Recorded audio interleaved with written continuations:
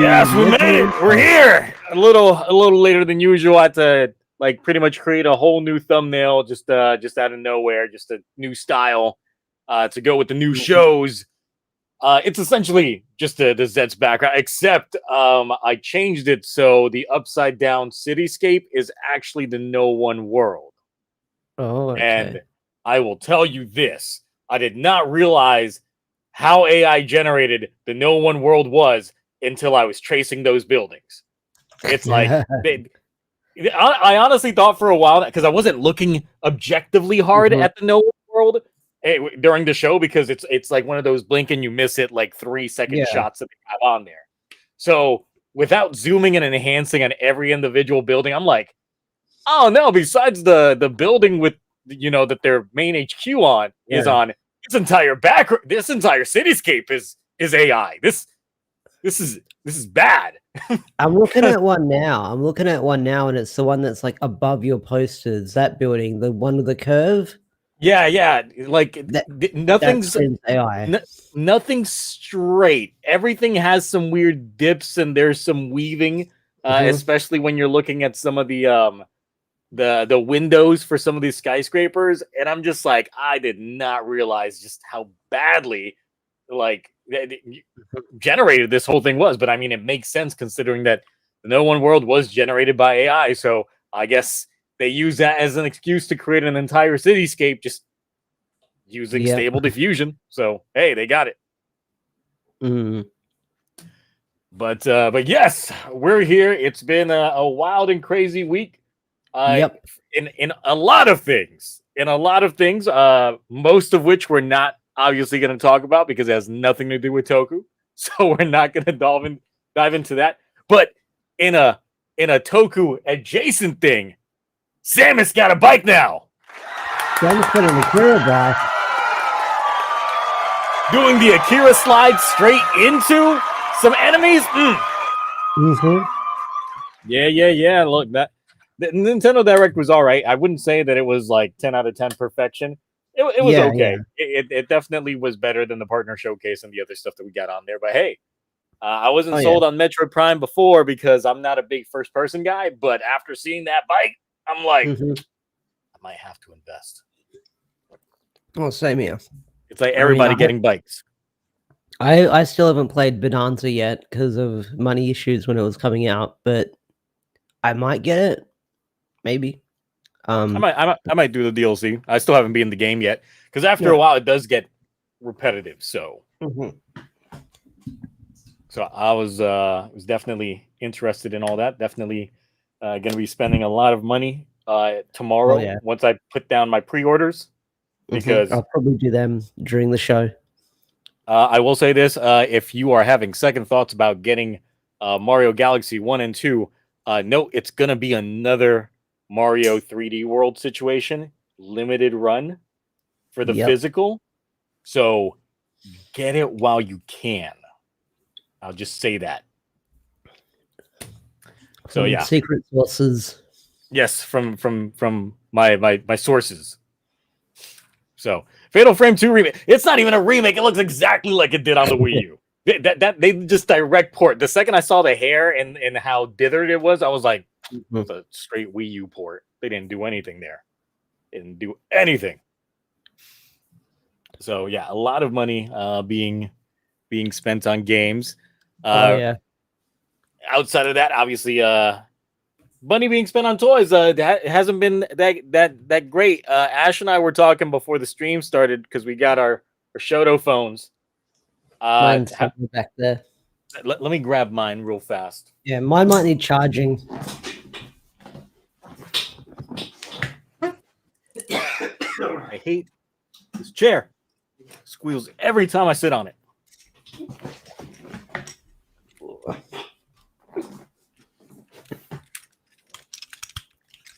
Yep.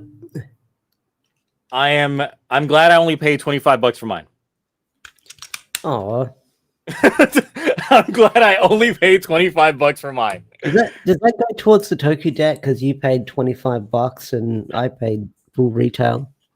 I'm only gonna get points taken off. $5 on my Toku debt for it. That's all I'm gonna put on there. Okay. And it's only because of my my affiliation with Collectibles. Okay. I got it for $25. But listen, I feel like this is just the DX, overcharged DX. I like the 2009 on the clock on the phone. That's a nice little touch. Yes, but I do wish that you could set Use it. the clock or something. Because this thing it was probably the first time I bought a toy and it came with no instructions, and I'm like, how do I do things? What do I do? How do I do things with this? How do I make it work? I think after the Dino Buckler, this might be like the last memorial I'll get. Because I'm gonna hold off until like maybe the Car Ranger Memorial or the Mega Ranger Memorial, because they'll probably be next. We'll see. I'm still waiting for them to re-release the aura changers, because I know they did the Artisan one several years back. Yeah, and okay. I'm just like, ones I want to get. Yeah, and I'm like, that's my favorite changer in all of Sentai. Like, let me get those. Let me get some of those aura changers. I'd be all about it. Because I know they're doing like Jetman and Liveman, but they're very square, basic changes. Nothing too special about them. Now, question, okay? Because I feel like in the world of Sentai, we get such diverse changers. We have an era of a bunch of wrist changers. We have an era of cell phone changers, an era of gun changers. We got a little bit of mixed bag in between here and there. But for the most part, those are the three that they kind of stick to, is wrist, phones, and guns. Out of those three styles, which is your preferred Sentai Henshin method? Oh, like I like wrist changes, depending on like, because I feel like you can do more poses with them when you go to transform. But then there's some gun changes that like blow you away, like Kyoruja or Don Brothers or Zenkaiser. Not Zenkaiger. I guess the noise it makes with Zenkaiger that always pops me, with how like obnoxious that is. Like it's like a toss up between like I like me a good wrist changer, because that's what I grew up with most Power Ranger seasons. But then again, gun changes, like a lot of their designs are pretty cool most of the time. See, I am quite partial to wrist changers. That has always been my go-to one. There was a while in which I hated cell phone changers, just because it was too frequent. Like we just had them too many back to back, essentially. And I just didn't care for them whatsoever. But then came the era of the guns. And then I was like, I think I hate these more. and so the reason why I dislike the gun changers more than I do the phone changers is toys. because you know you're not gonna get like at least with the cell phone changers, they can be pretty accurate, pretty show accurate when it comes to what they're rocking there. Same thing with wrist changers, but with guns, no, they got to downsize it. I think it's the same for any changer that's weapon based is gonna fall into that. We got to make it tiny for kid hands, so it's not gonna be show accurate, and that kind of like diminishes me wanting to get any of those. So. Plus, they're a lot bulkier. Like, since I got the one from Zenkaiger, I'm just like, Jesus, this takes up a lot of space. A lot of shelf space to be dedicated to those. I already got so many belts on belts. And I mean, I got Zets on the way. And oh, yeah, the Toku changer takes up a fair, depending on how I angle it, that takes up a fair bit of shelf space. Dual wrist changers again would be cool. Look, dual wrist changers is the best combination that there is. Like I said, aura changers are my favorite ones. I do like what they have in O-Ranger and Zeo, like really cool. Like I just really enjoy me a dual wrist changer. But man, well, we'll see what kind of a transformation device we get again, because I mean, technically with Tegasword, it's another weapon changer that we've got again. Yeah. So we're sticking with that. With Boom Boomger, they kind of went wrist, but not really. Like it's on the wrist, but they take it out and then they put it back in the wrist. At least for 3 of them. But yeah, the era of guns is pretty much weapon changes in general has been the flavor profile for Sentai recently, and I'm like, that's okay, all right. But outside of that, how's your week been going since we talked last time? Any events? Anything? No, just busy with work with the they're training me the B2IC quality and moving me up the ranks slowly. Yesterday was like the second anniversary since I bought this place, which is crazy. Time definitely flies. Yeah, time definitely flies by. But aside from that, like working, eating, sleeping, playing Silk Song, trying to get a few hours into that. I'm getting my ass kicked at it because I'm terrible at it. Man, also finally we got a Nintendo Direct in which people weren't going, where's Silk Song? Oh yeah, because it's out now. The era is over now. Well, what's next that people ask for? We can go back to asking about Mother 3. Where's Mother 3? Or new Smash character when? Sakurai, get done with that Air Riders. We want Smash again. I get the feeling he might do a Smash again for it. I feel he's already working on it. I feel Air Riders is done. They're just sitting on it. Nice. Nintendo tends to sit on games just to shuffle some schedules, so. Cool.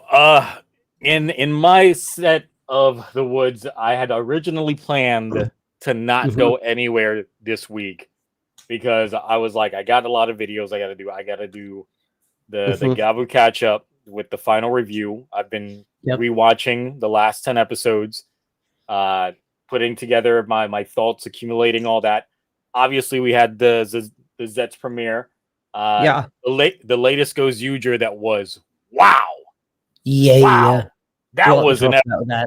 Jesus. So I was like, all right, cool. I'm gonna type up everything, and then go ahead and I was gonna spend my entire Wednesday typing up all the videos, and then spend all of Thursday filming everything, and then all of today pretty much starting to edit on a priority basis of what's going to be priority number 1, which would be Gavu, then Zets, then Goes Uger. But then on Wednesday, right after picking up my son from school, shit hit the fan, and I had an employee that was unable to finish their work, and I had to pretty much pack up all my stuff and go down to Florida, a 5-hour drive. Jeez. In the middle of the day, just get their stuff and get their work done. And I didn't come home until pretty much like 9 o'clock last night. So I was just like, well, there goes all of the plans that I had going. And I already told my boss, I was like, look, after what I just did this week, I ain't going anywhere next week. I got stuff I got to do. And they agreed. So hopefully this upcoming week, I'll be able to get everything caught up because, that's the thing. I mean, I'll just be behind on 2 episodes for the other shows, which isn't too bad. 2 episodes is a cakewalk compared to the 20 episodes that I had to do with Youre last week. That was, oh my god, that was long time. Long time. All right. But I figured this was going to be not too long of a stream. We were going to have Mark on. Mark had to fly out for a friend's wedding, I believe. And at the time that we're live now, he messaged me saying that they're doing a rehearsal dinner. So that's the reason why he's unable to join us this evening. However, I did talk to him earlier in the week regarding Zets in general. So I did get some of his thoughts regarding the premiere, especially with how it's being distributed. So let's talk about the distribution first. Yeah, sure. So how did you feel the YouTube stream went? Mine didn't crash. I think it went my end it went okay. Like I watched the very first premiere, I was able to catch it live. And I sat down and watched it, and then after that it just looped, and it's been looping all week from what I've noticed. But yeah. Yep. I mean, I have not checked it out because when the stream goes live for that, I'm doing my Twitch stream for Toku Rewind. So I did notice that when the episode premiered, obviously my viewership took a dip. It came back as soon as like the episode ended. We ended up having to ban some people because I told them, I gave them explicit warnings. Don't talk about this show because those of us that stuck here watching these other shows, we didn't watch new show. And obviously, since we knew it was going to be running on a loop afterwards, it's like most people weren't sweating it because they knew after my stream would be over, they can go on YouTube and bam, episode's just going to be there for them to watch anyway. So there was no need for them to really, dip out. So that's that was that. However, I did see some people saying that because it does run on a loop with no breaks, and you can't pause it as well. It's hard to pinpoint when you're jumping in, like if the episode's like where in the episode it's going to be. So that is that's I feel a little bit of a cumbersome move. And I'm like, look, speaking as someone that works in marketing and advertising, maybe the way that they should do their live streams for this is, I mean, the episode runs 23 minutes 29 seconds. Not like I don't have it on my computer. So like 22 minutes at least. I mean, there's a little bit from the one that I have because mine's the TV rip. So there's a little bit more footage on it than what was on the stream. Okay. So essentially, I'm like, why can't they run the episode and then put in 7 to 8 minutes of their own ads, like the Ultraman streams? Yeah, so they can put like literally once, like play the entire episode. Then as soon as the episode is over, why don't you advertise that Geats Blu-ray, that 01 Blu-ray, that Ryuki Blu-ray, all the Sentai Blu-rays that they've got. They could be advertising all of their Blu-ray sets that they sell, and then have the episode start back up at the half-hour mark of each hour. So it perfectly starts at like 10:30, all that stuff. So people know when to come in there. And it's not like, oh man, I missed it when it first came on. Let me go in there now, and bam, you're in the middle of the episode, or you're at the end of the episode. So no, that'd be a smart idea. So it starts like every half hour. Yeah. So that's the the big thing on that. I know I didn't tune into any of the 24-hour loops that they've been having on there. I know Mark said that he popped in the middle of the day when he saw that there was like 200 something people on there, and he got on there purposely just to chat with the chat, like just type out in the chat and see what's going on there. He told me that the people that he was interacting with at that time said that they were pulled in from Instagram ads. Oh, okay. So there's a essentially they're advertising it in Instagram, and it's pretty much they clicked on it took them directly to the YouTube that's playing the live stream. So they went in there, they checked it out, and they were like, yeah, it's pretty all right. However, they mentioned the dreaded line that anybody who's been in the Toku fandom for any period of time, and you try introducing new people to Tokusatsu that don't know about Tokusatsu, are going to say, it looks like Power Rangers. And that's something that I just feel you just can't get away from for a lot of these folks. Never escape it. Yep. For a lot of these folks that aren't fully affiliated with Toku, they are just going to equate it to Power Rangers. And I feel it's less the hero with these shows, and it's more like the monsters that they're fighting each week are very hard to break away from because they always have a look. Because it's rare that you have a Sentai or even a writer that they're just doing, hand-to-hand fighting with someone that's like another humanly like person. It's always some sort of, guy in a monster suit. Right.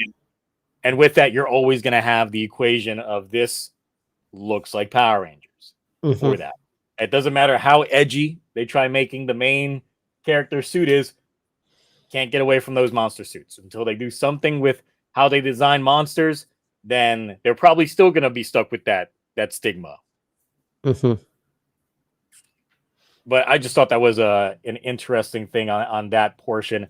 I know that Mark mentioned that even with the streaming on YouTube, apparently the copyright claims when it comes to any and most footage that comes out about this show and other people's channels gets struck even in the drafts almost immediately. Oh shit. Like he hadn't even published his video, and it was even like a shorts, and it got struck immediately. He saw like several messages just coming down that it was struck, and I'm just like, wow, they're really serious with this. So that's crazy because like with shorts, you can like have it go for like at least more than 40 seconds, I think. For a short, so if you do reactions, you're going to have the footage playing for a little bit longer than usual, than the 5 seconds. Well, I don't know what things they are claiming, because obviously I haven't tested the waters yet myself when it comes to it. But I guess I'll find out next week how that's going to... Oh, yeah. How that's going to hit me, because, I love me using some footage. But even though I use all kinds of camera tricks and filters and things like that just to still get the footage in there. So let's see here what some people are saying. Of course it's not Power Rangers. Every time I have to explain it to my coworkers, I always have to explain it as Japanese Power Rangers. It's kind of a shame. I always go... It got to a point for me that I would always have to give them like a little crash course in history. Anytime I had to explain Tokusatsu to folks, it's like, this just looks like Japanese Power Rangers. And I'm like, well, Power Rangers originated from a Japanese show. They just really take the footage from that Japanese show and splice it with American footage. But no, it has origins in Japan, and there's a whole genre of it, not just the ones that you see Power Ranger-esque, but other things. And then, that kind of goes down a little bit of a rabbit hole, but it's the thing. There was a time in which I would say I got upset over the notion, but that was ages ago. I think when you first get into Tokusatsu and you're that person that's trying to get everyone else in your circle into it, and they brush it off, it's just like, I know some people can get really, really defensive. I know I've been that guy. So, like the people who get upset when you call anime cartoons. oh my god! I mean, there are those folks. There's also the folks that will be like, well, anime is just it's just short for animation. So, it's just like yeah, and that's why I'm saying that things like Avatar, it's not anime. It's like, but it's like anime because it's a cartoon and it's inspired by the art style, but it ain't anime. So that's how all that ends up going. Yeah. Let's see. But overall, yes, this was indeed a premiere. I've heard that there is a lot of love for this first episode. Some people saying that it's the best first episode and writer, that it's like a genre defining first episode. And I'm like, I don't think we watched the same episode. I mean, I liked the episode. Yeah, I liked it as well. But I don't think it's anything like I think I overhyped myself for this episode. Because that's the thing. It's like Takahashi normally has like fantastic episode ones, like really engaging in the moment and all that stuff. And don't get me wrong, there was some really good choreographed fighting. There was a lot of world building, but out of Takahashi's shows, I'm gonna say this: Geets did it better. Geets had a better episode 1. Oh yeah, that episode's always going to be like the best first episode for me, hands down. And I do think that there was for a lot of folks there's always recency bias, because it's like I remember last year when we had the first episode of Galway, there were a lot of people saying that was the best first episode ever, and that was a great first episode. Like I recently, like because of this, I decided to go back and watch the first episodes of the Reiwa shows, because not Gotchard, not Gotchard, not watching that first. No, not that one. But the other episode ones, and I'm just like, it's a good. I would say it's a good episode 1. It's definitely obviously better than Gotchard and Sabers, and I would say Revices. So it is up there in the top 3 in terms of episode 1s. And it's funny because Takahashi claims the top 3s of episode 1s for me out of Reiwa. Because it would be Geets at number 1. And I would say this might be number 2, and then 0-1. Because in terms of the way that the episodes are structured and pacing wise and all that stuff. I might agree with that list, but 0-1's because that was like the first episode, one of the first Reiwa episode I watched for the very first time, because I think Power Rangers was on, Beast Morphers was on hiatus, and I was like, I guess I'll watch this 0-1 that everyone's talking about. In that first episode, God, I will say that. Yeah, no, that's the thing. It's like Takahashi makes really good setup pieces. So the episode 1s normally hit. I do feel that there is probably more than likely recency bias on these things, because that's how some of these things. Did he do he did do X8 as well. So but X8, I don't know, X8 was one of those that it's like I still don't like the suit designs. I really don't like the suit designs of X8. So when they first transformed, then he's like, mini Mario before he gets the mushroom. Yeah. I was just like, oh man, this is goofy. I don't think I'm gonna like this, even though I ended up loving the show by the end. But let's see here. What about Saber had a shitty episode 1. I didn't care for it. Mark's not here to defend it, don't worry. Yeah, Saber had a shitty first set of like when you spend like 11 to 15 episodes essentially just introducing character after character after character. Yeah. Oh God. It's not good. Right. So let's see here. Only the villain will go bye-bye and revive. What? Is that in the No, chat so or? I was reading the chats here. Okay. All right, so the thing is like, okay, so we do initially get started off with it's a dream sequence in which Baku is saving, damsel in distress. Yeah. In terms of, they're live streaming it, getting all the money, and he's fabulously taking these guys down, these perps down, with rubber bullets. With rubber, and I'm like, if this is a dream, what's the need for rubber? I'm just being real. If this is a dream, what's the need of rubber bullets? And the fact that you know that it's a dream.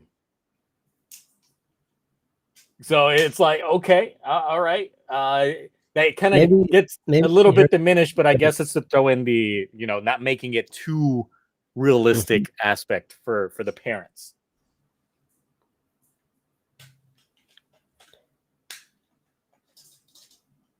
But yeah, we do get introduced to Baku, who is he's got probably the worst luck I've seen this side of Deno, because that's definitely a hell of a way to start. Is a guy having really, really bad luck, real Taro levels of bad luck.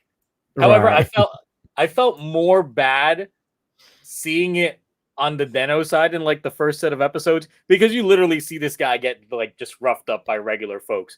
While for Baku, it's more outlandish. It's more over the top in terms of what his bad luck is in terms of the extremities. Even in his own dreams, he can't be the cool dude with like the hair lick going up. Yeah, and that's something that I noticed immediately when they had the presser. It was just like, oh, he's got like a little swoop that just keeps staying out there. That's probably going to be character quirk that we're going to have. However, within the first episode, we did get child endangerment, stranger danger. That's we're just going to ignore a little bit because of the fact that dude just snatches up girl, takes her out to the car, but because Baku's trying to track him down. Also, I don't know why he's applying, like he's doing like a job hunting. It's like an open house thing. I forget, like I noticed from the Yakuza Like a Dragon, the way that they do like the little, like that. Yeah, the way that they do like the little job searching things on there. And he's just like, yeah, I want to be an agent, a private investigator. I'm just like, boy, you need some more schooling before you can get to that level. Like, what you trying to do out here? That's crazy. How do you not get laughed at when you say that, like a job provider saying that's what you want to do as your main career? It's like me walking in, zero experience, being like, you know what? I want to be a neurosurgeon. Okay, how much school have you done? I dropped out. Okay. I read one book. Yep. I read a book cover. I watched a YouTube video. I'm a pro now. So it's like, wow, that's cool. Yeah, you're definitely gonna get the job. No, but then he notices the stranger danger going on outside because the mom shows up asking where her daughter's at. And then he goes outside and he gets Yusuke Urameshi. Oh yeah. I was just like, oh no, they pulled a Yusuke. Is he just gonna die? And it's just like, nope. But he does get hit by a driverless car. Damn. Teslas be wilding out there. But yeah, I mean, it was pointed out to me. I had to go back and rewind that part. That essentially, as everyone's going out to him, past like knocked out in the street, like starts running towards the daughter, and the dude runs off. So there's still a serial pedophile just out there in the streets. Oh yeah, he did get away. And they're just gonna let that slide. They better not let that slide. I'm sure he'll show up as like the monster of the week. Maybe. Soon. If not, Zets has got a serious EDP problem going around in episode 1. So it's then that we get introduced to pretty much our 2 agents, one of which is already sold in on the concept of nightmares and that affecting the real world. I'm like, all right, so we already got crackpot agent in episode 1. There's no need for like the disbelief, because the other one is essentially the skeptic that's going to have to buy into it based off of what he's already, assuming on that front. However, the big thing is obviously the younger sister. Eventually, the more that I watch this, the more I'll pick up the names. So once I start, I think her name is Minami. Minami. Okay, so Minami, yeah. Once I start typing things out and start getting a lot more acquainted with these, I've literally just been consuming Gavu this week in terms of getting this review out. But we get more on her, and obviously we see that she is definitely the more mature out of their siblingship, even though she is the younger sister, because she's constantly working, and Baku's just constantly sleeping and just daydreaming and having his fantasies about being an agent and all that stuff.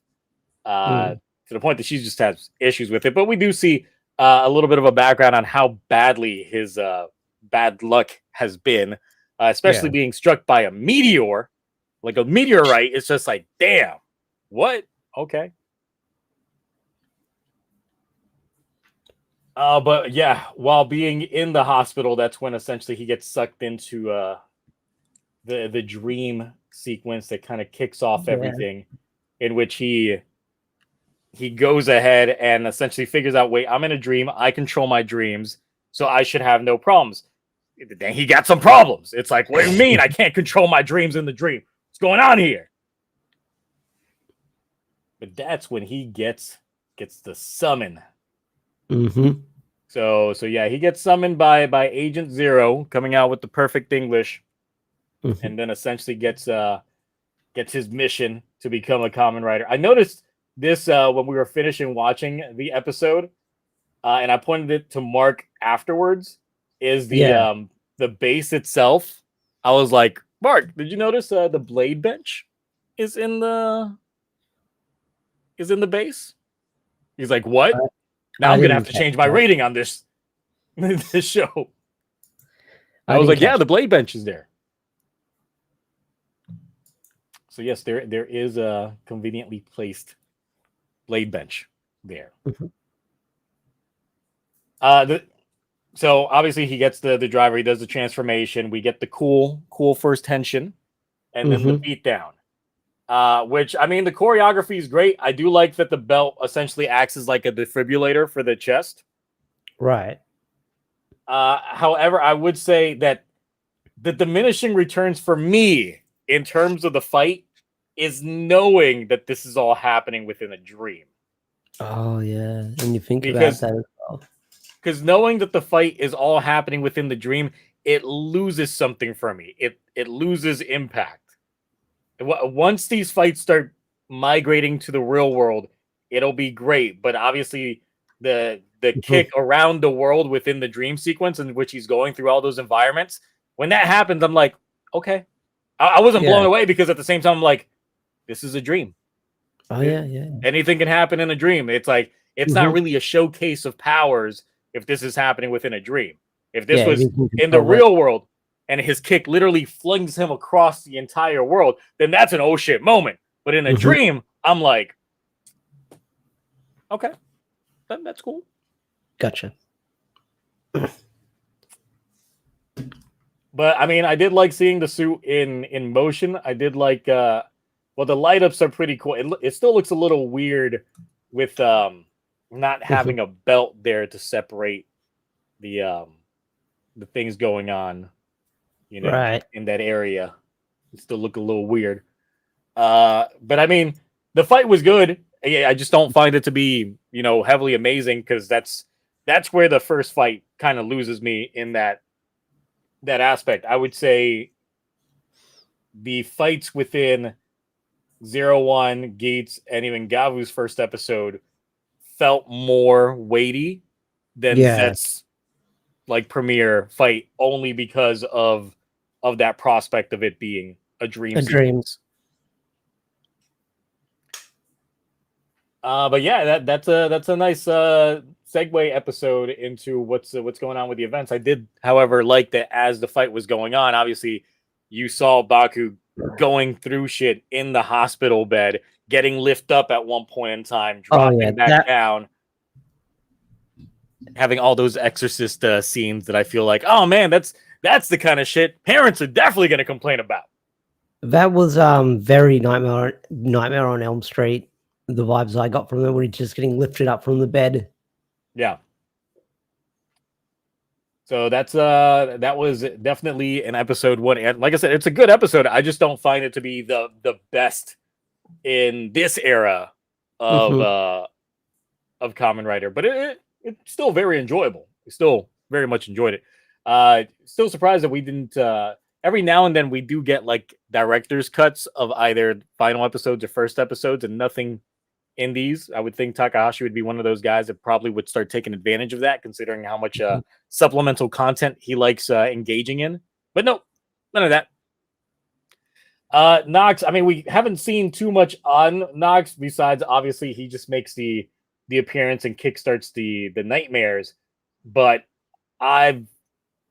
it's not too much for me to properly go on. The thing is, it's like I know that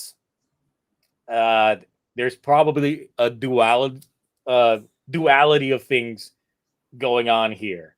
Because my current speculation is it might be possible that Agent Zero is literally just a figment of Baku's imagination, like his imaginary friend that he cooked up from watching all of those agent films for so long that essentially he just developed that kind of persona out into the dream world just to live out those fantasies.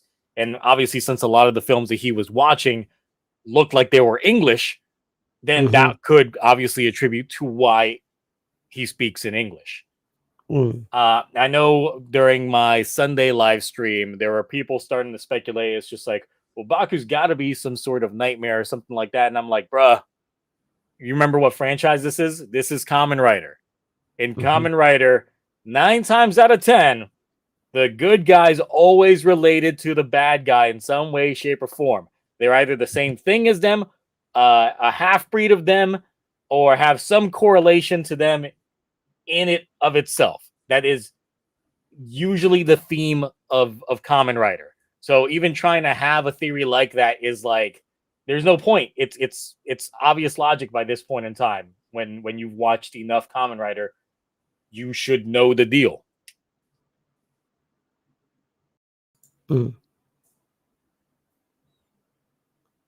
Sorry, so something. Let's see here. What we got here? Naruto is fully human, yes, but his grandfather created Hiden, and Hiden was directly, the direct correlation between Arc and the Humagear's creations. So Naruto still had a correlation between it all, because his grandfather's company was technically responsible for the event of everything going on. So that's still a thing. There's, like I said, there's always some correlation. It doesn't mean that they have to be the exact same thing, but there's always a causal thing that is correlating between the main character and the enemy group. How does Godchard pull into this? Well, he's an alchemist, and the bad guys were alchemists.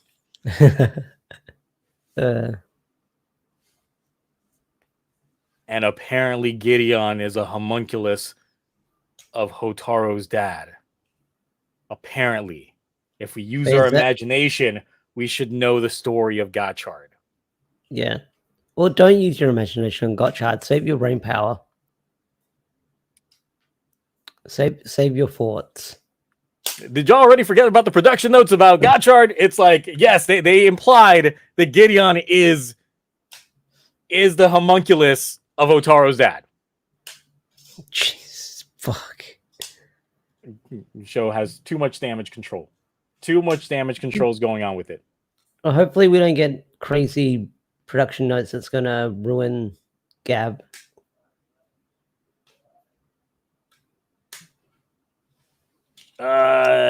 Two writers. I mean, it is what it is. God, like, I wish to forget about Gotchard.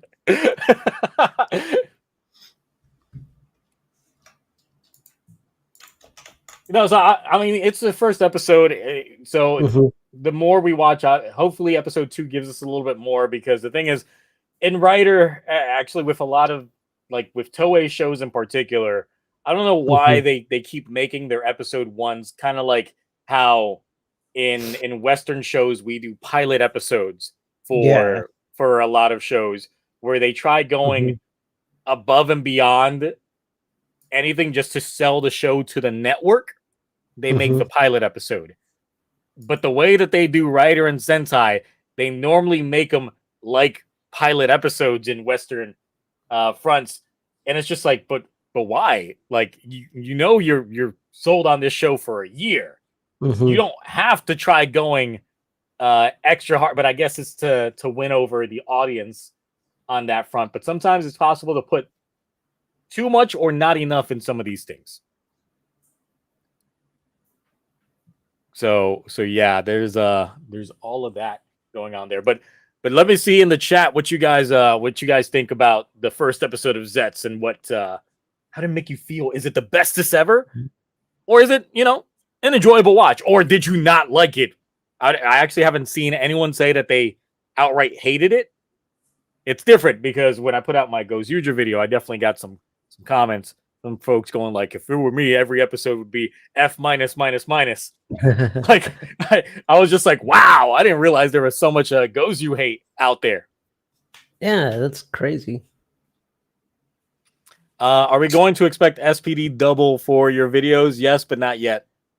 I never debut a persona in the first episode review. I also still have to get the materials. I haven't fully decided on the face yet. Reason why is I don't know if I'm just gonna wig it up, or if I'm gonna do another animal face like I did with Dino Decade. Let's see. Gives it an A. It was okay. I see Gavu episode 1 as the best opener. That is a really good episode 1. Let's see. I liked it. It felt like a slow burn episode, even if there were so many characters introduced. We still focused on Baku and Minami. Let's see. I wonder when the first form change is going to happen. I bet $5 that we get it in episode 5 like Kuga. I don't know. They got to sell some toys. It might literally be like the end of next episode, or if they start going the 2-episode route with their arcs. Yeah. And then it's possible episode 3. Or the end of episode 2. Yes, segueing into it. Yeah. A lot of people saying that they prefer Gavu's episode 1 more. I might do a ranking of episode, like a legit one, and just it was something I was contemplating for a while, where I just do a stream and we just watch every first episode to every common writer and rank them. That'd be a good video to make on its own, like ranking every first episode of like a writer series. And it's only judging the first episode, not judging the show as the whole. Even if I know how the show's going to end or drop the ball later on, or fundamentally gets better as the episodes go by, but just judging it from an episode 1 standpoint. Because I've been wanting to maybe do that for like a Power Rangers season, like reviewing or ranking every first episode and how they stack up. Did I see the reveal that Zets was filmed in January this year? I mean, it makes sense. I figured that they were either filming in in January or February of this year, based off of like watching the last set of Gavu episodes and noticing that in a lot of the outside scenes as the characters were talking, you could see their breath. And I'm like, yeah, they were filming these final episodes in the winter. So yeah. Well, when did we get the copyright for Zets? Like March, April, May, around that time. when we what? When we got the copyright for it? I think wasn't it early March? Like it was so awkwardly early because normally we get it in like around May period. Let's see. July 5th. People were saying March was when we got it. Yeah, March 19th. Okay, yeah, I'm on the wiki now. Yeah. Yeah, so Okay. so I'm like, because I remember we were talking about it, and I just felt so in disbelief that it was the actual next writer show and not some side project, only because of how early that dropped. Yeah. And I think it's dropping early now because of like them working with China and they've got to get stuff approved over there with their streaming platforms and stuff like that. The thing is, it's like, okay, so the thing that happened with Gavu happened with Gavu. And I feel like it might be a situation with this show as well. And obviously, even though we have more than half the show filmed right now, yeah, now they're going to get audience feedback. And they might do some tweaking. And they might do some adjustments based off of the feedback they're getting.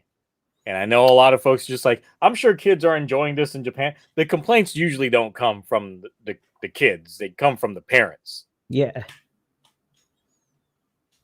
Because I doubt that they're going to take much, if any, feedback from the worldwide audience. Because once again, it's like they're focused on their particular demographic, and they literally are letting these other companies internationally front the bill for distribution. That's why there's different companies in different countries that are doing things like dubs versus Shout Factory that's just doing subs, because Shout Factory is not known for doing things like dubs. It's just who's taking the ownership for the distribution, and they handle it the way that they want to do it. They're just the ones that are fronting the bill on it. Yeah. So it's how that ends up going. Let's see. I want like half the season done before feedback. I mean, that's the thing. Half the show is definitely done before the feedback kicks in. However, whether or not they start tweaking some of those other episodes in post is a whole different story. But they should ignore the parents. It ain't for them. Well, they're the ones that are subjugating their kids to it so they can turn off the TV, and then goodbye TV ratings in Japan. Yeah. They don't want that. You don't want that. The thing is, it's just like, even with the early filming, I really, really, really think that what they should do, film a year in advance. Get the entire show in the can before it debuts, so we can see what it was meant to be. Like Ultraman. Yes.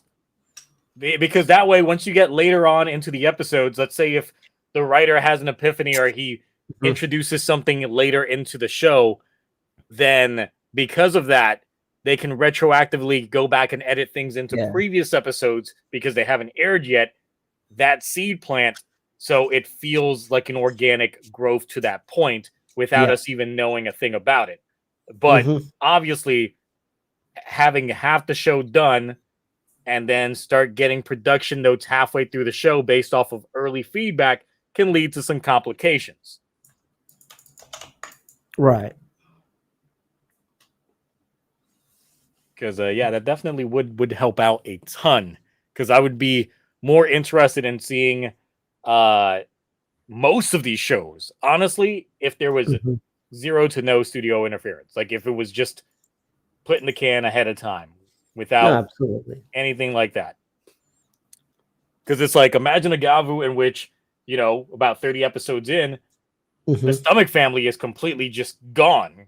And then it gives them the other half of the show to focus on the rest of the Granute world, including the president and all that stuff. So it properly flows to that.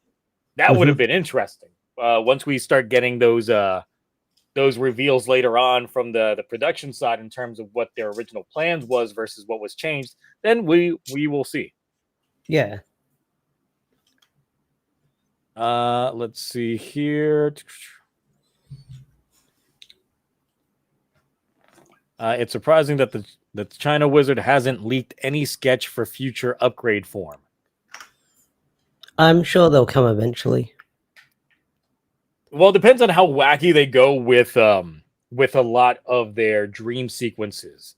Because remember, now that they've got that giant green screen lot, they could essentially film whole sequences in there without having forms leak out. No, absolutely.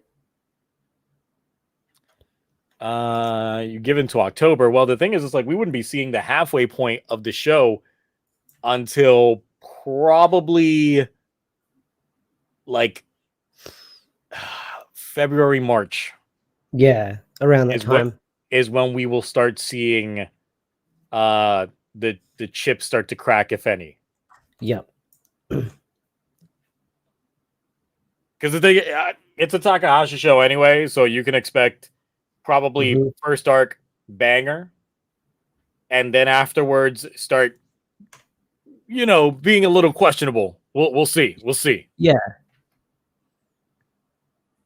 But yeah, if they have already done about 20, I'll say anywhere from 22 to 26, 27 episodes already filmed, that's not edited, but just filmed, then that would put them around that February, March period. Are we getting a Christmas death this year? Place your bets. Who's going to die from episode 1?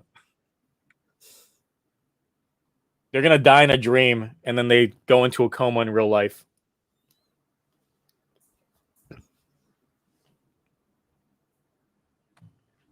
Let's see. Baku's sister, the cop guy. Cop guy's literally at the top of my totem pole. He knows too much. He's going to get put into something that's bigger than him. Yep.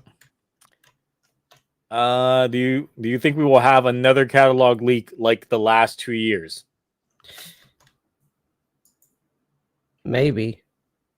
I don't know. I would feel that Toei, with this show in particular, they've been guarding a lot more in the chest. Like, they've been holding on to more things because they chose to do the reveal themselves. They dropped the poster on themselves without it. I'm guessing the leaks were getting way too bad in like the Boom Boomger Gavu era, because that was ridiculous. The fact that we were getting leaks like half a year ahead of time for some of these things. The King Oja one.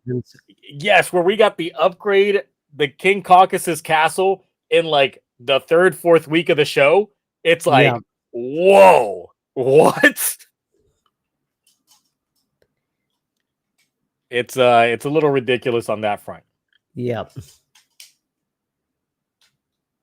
Like, I remember when those leaks dropped for King Oja, I was like, are these real? Are these fake? They look real because it's like a toy catalog. So let's see. Oh yeah, tomorrow is Kaiser Day. It's also Mario's 40th birthday. Yeah, that's crazy. I remember when it was the 35th birthday.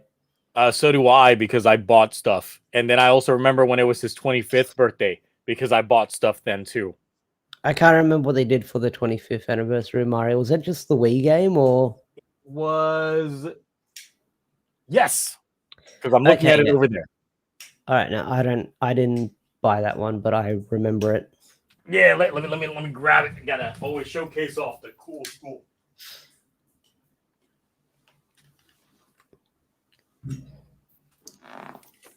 Look at this condition. Nice. Ooh.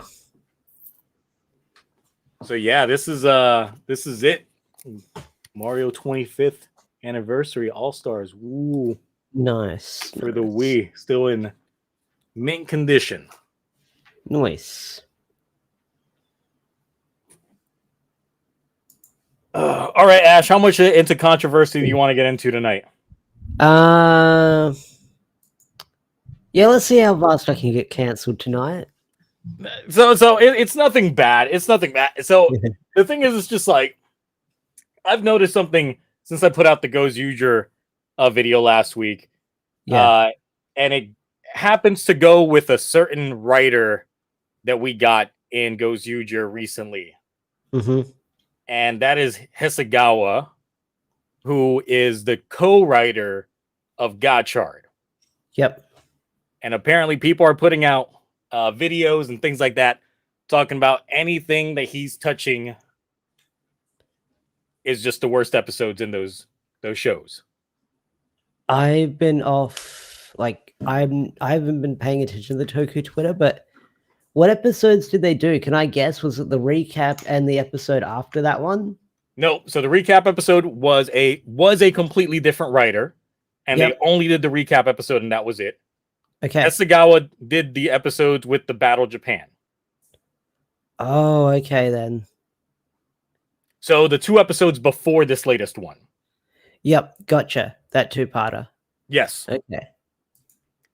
So the big thing is that there's a lot of people saying that these are the worst episodes of Goes Uger, those 2 in particular, and they're attributing it to the fact that the head writer is the Gotchard head writer. Oh, okay. Yeah, and that's the thing. I saw someone put out a lengthy video essay talking about pretty much defending Gotchard and essentially defending the show. Honestly, a lot of the points that I heard were being made on it. Like I saw the 40-minute runtime and I was like, yeah, no. But apparently a lot of hypotheticals based off of the production notes were listed in there and the reason on why that's a good show.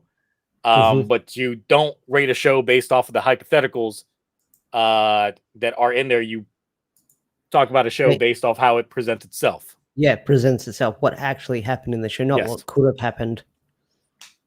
Yeah, so that's the thing on there is I feel like there's some folks that are really just taking it out on that writer in particular. The thing is, I didn't think that the episodes in which they were, invited to Krone's company, checking out the AI tech and stuff like that was a bad episode. Because the thing is, if you've been paying attention to Goes Uger, the majority of it is that AI is the bad guy in these shows. AI is the enemy.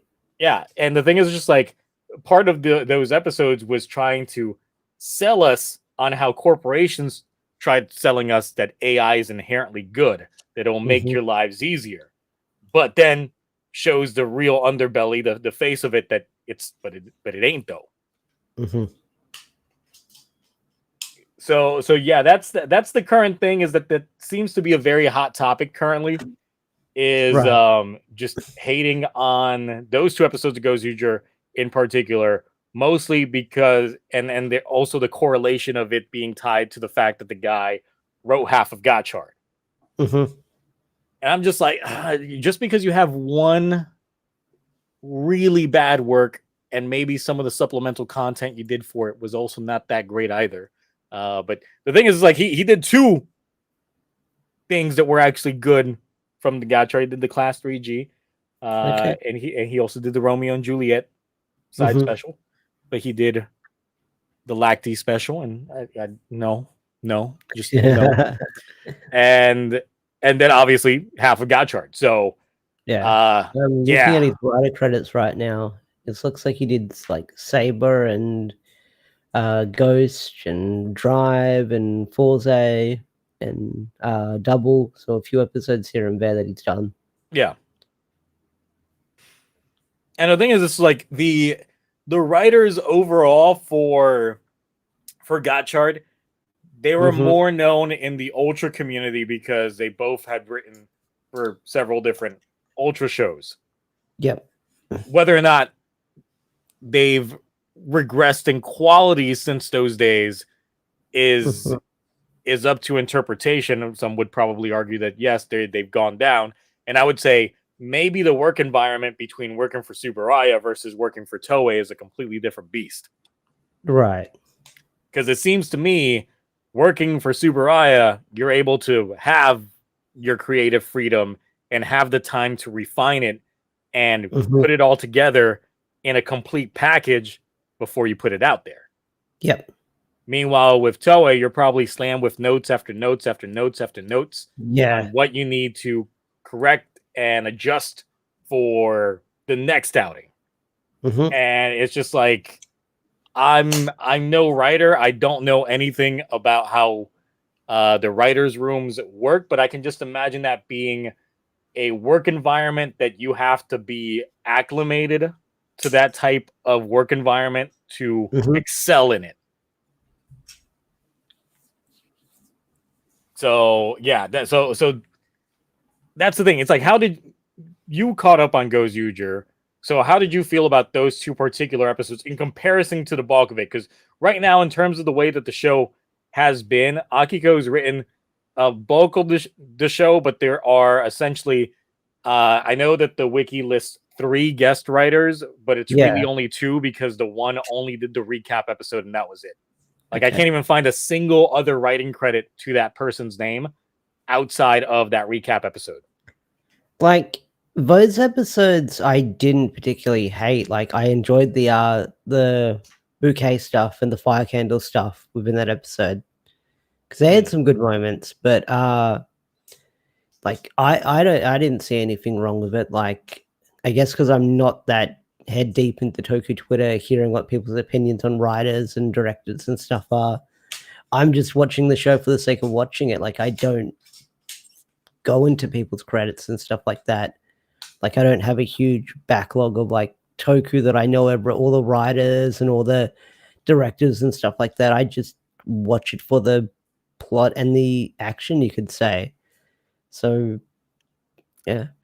I mean, I feel like If that that. makes sense. If that makes sense. Yeah, no, because when I first got into Toku and you know most fandoms in general, Mhm. I watched the shows for the shows, the movies for the movies, but like with any fandom, the more you commit to the fandom, the more Mhm. you have to start knowing about the inner Stuff like that. workings.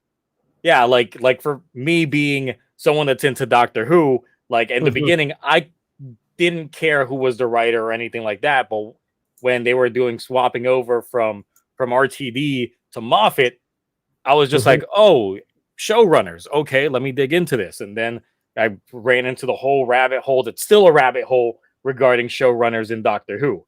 It's the same thing Yeah. when we're watching say Marvel and DC stuff because Mhm. we pay attention to who's the director of the film. Oh, And yeah, yeah. because that plays a factor in terms of whether or not you might find that movie more enjoyable Mhm. than the thing. It's like right now, like the big face in DC is James Gunn. You can't take Yep. James Gunn out of the equation regarding things. And with Superman, and people keep relating it to James Gunn's other works. I Yep. think once you get ingrained into a fan base, a franchise, anything of the like, you're going to start digging deeper, and Toku is no different. So Yeah, as you yeah. start getting invested into Toku, you start looking at to Mhm. how the production works there, who is the creative minds regarding everything that you're seeing here, and Mhm. that's how you start putting names to the Yeah. writing credits of a lot of these shows. That's where you Right. start getting your caring about Takahashi, about Akiko Inoue, Toshiki Inoue, Mhm. Riku Sanjo, things like that. So it's getting into those nitty gritty details because it's fine to enjoy a show for background noise and just the Yeah. explosion, things like that. But if you're really going to dissect something and really get into uh what makes that show tick, then you have to go into the production side. No, and no, that's totally understandable. Like I did follow that stuff a little bit when it came to Power Ranger content I put back out in the day. Like Like I knew who Simon Bennett was because like Simon Bennett was the executive producer and he was all over Twitter, so you couldn't escape the dude. And then like I could look up some of the writers for that show here and there, but I guess Power Rangers back then, I guess the production side was easier to follow because it wasn't a big, because they usually have the same writers and the directors for most of the same episodes here and there.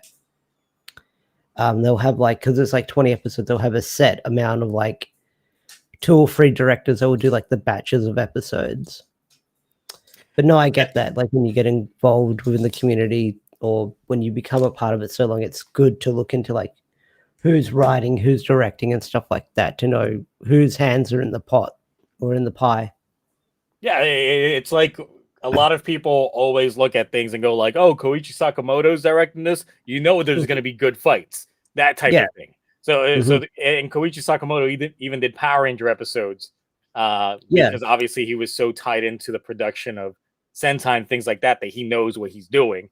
And he's even done Toku that's not even from the Americas or even in Japan. Like he's just been out there. He's just, if there's hardcore action sequences, you know the guy that you want to have for there. And it's Koichi Sakamoto. So. So it's like there's always names to it. Now, I would say for a lot of the early Power Ranger stuff, I never dug into any of that stuff on the Power Ranger side. Sure, in the more recent era, yes, the whole Simon Bennett of it all did become a name that I started getting more familiarized with. But obviously, I'd been out of the Power Rangers fandom in itself for so many years that I honestly didn't care too much. Right. But yeah, it's there is a thing of being very harsh on writers. I know I've been guilty of it only for the sake of bits, because obviously how hard I was going on Takahashi in my Geeks reviews, boy, the stuff of legends. but yeah, it goes to show in terms of how things go, because it can be a love-hate relationship. It could be those that they are played out in some aspects, but yeah, it sometimes they might shock you with an episode here or there, but sometimes there are those episodes that just feel different, and then you dig into it and it's just like, oh, this wasn't even done by the same person. That's why. So yeah. And I'm sure I'll catch on to that stuff later down the line. But with that being said, talking about Gozer a little bit, I gotta say, look, for the episode that Zets had, Gozer stole the show. This latest episode of Gozer, oh my god, I gotta tell y'all, I both hated and loved this episode. I was so conflicted. It left me flabbergasted and speechless to no fucking end. Like there were so many times during the stream that I just couldn't even formulate words about what was going on. Now I will say, the fact that it's a movie tie-in episode, I got those Gotchard vibes from when we came back from winter break. And it's just like, oh yeah, the events of the movie were really, really important because this and this happened, and it caused us to go into this arc. The way that this episode started, I was like, I feel like I missed some shit. What the fuck did I miss? Like the way that the episode began, I was like, did I skip an episode? Do we not watch an episode? we watched an episode last week. What's going on? Yeah. What's like? I felt like I was just so lost with the way that it was. I will give them credit. The fact that they decided to wait until the movie was done doing its theatrical run in Japan before doing this episode is smart, because they didn't pull a Gotchard where they literally did it the weekend after the movie came out. Yeah. It's like, oh, you didn't watch that movie? Well, we're going to tell you about it. So yeah, we get that whole movie portion of it. But goddamn, they did not have to go so fucking hard this week. Yeah. Because Ryugi, I think most people can agree that he was probably the most underutilized character within the show. Mm-hmm. And they cranked that up to an 11 with him essentially losing faith in pretty much that humanity needs Sword, but he hates the fact that his god could be lost so easily. Mm-hmm. To the point that he challenges Hoeru. And I'm like, bro, he's got an upgrade. He's got a full up. You know you about to get wrecked, right? Like, but I gotta say, that fight went hard as fuck. Like, the fact that he was able to hold out for as long as he did, boy. And it's just like, it was a ridiculous episode. The fact that we have lost the yellow. Like, he's out of it. He is gone, being replaced by someone who's the prince of their own planet. And I'm just like, wow, this was not on my bingo card. This was definitely not on my bingo card for this show. But they went too hard with this episode to the point that I was just like, I was distraught. Like, even that night, we spent most of the time talking more about Goer than we were talking about Zetz's first episode, because once again, that episode stole the show, stole the night. Yeah. Thank you, Zets, for distracting everyone so like I wouldn't get spoiled on Goer. Man, yeah, because I could just see the thumbnails on what that was going on. But the Thor moment, yes, where he called his hammer and it came to him. I was like, oh, they're doing it. Dope. That was dope. Let's see. Personal opinion, I feel like Ryugi should have seen Rei to give us a reason and show for his loss of faith. I mean, there's different things, because obviously talking about Rei, the fact that he's got a void ring, courtesy of the Calamity, and he's able to transform without a Tega something, and his transition from Maji Red to Zenkaiser to Black Zenkaiser, I was just like, wow. That was great. Let's see. Yeah, even the announcer, that was the thing. That was the most disappointing I've heard the announcer about a winner. I have to go back and replay it. Yeah, when they say winner goes you wolf, it's like winner goes you wolf. Like they were like, son, I'm disappointed. It's like, but it had to be a thing. I'm like, wait, wasn't the whole prospect of the show that you got to defeat each other to get the rings from each other? So what's the point if the ring's just going to find a new user like it's Green Lantern or something? Yeah. Like, once he was out, he should have been out. But nope, we got this other one, so we'll see how that ends up working out. Because the mystery that they introduced in the previous episodes, which once again, it's like, I don't understand the bad mouthing of the writer Hasegawa when he managed to introduce more lore into the show than we have gotten from Akiko herself in more recent episodes, besides like this latest episode, because the fact that we got Gen 1 team, and this makes me speculate that potentially, like, I don't know if scans are out there or anything like that to reveal this information, that the new yellow might be probably a Gen 1er re-getting their ring. Oh, okay.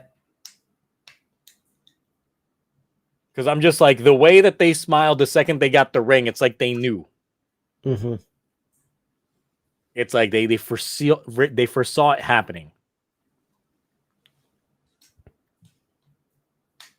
But that was that was an episode that was just like, it just tugged at all the emotions for me. I just couldn't grasp what was going on, but in a good way. I was like, that's how you do it. And I know someone earlier was asking about, they couldn't figure out the theme of Goer, and yeah, they're pretty much apex so since they're all supposed to technically be leads even though it's more Horu focused in a way. They all pretty much are symbolic of what a leader animal would be. Right. So the apex predators, I think you were saying earlier. Yep. Even though there's unicorns, but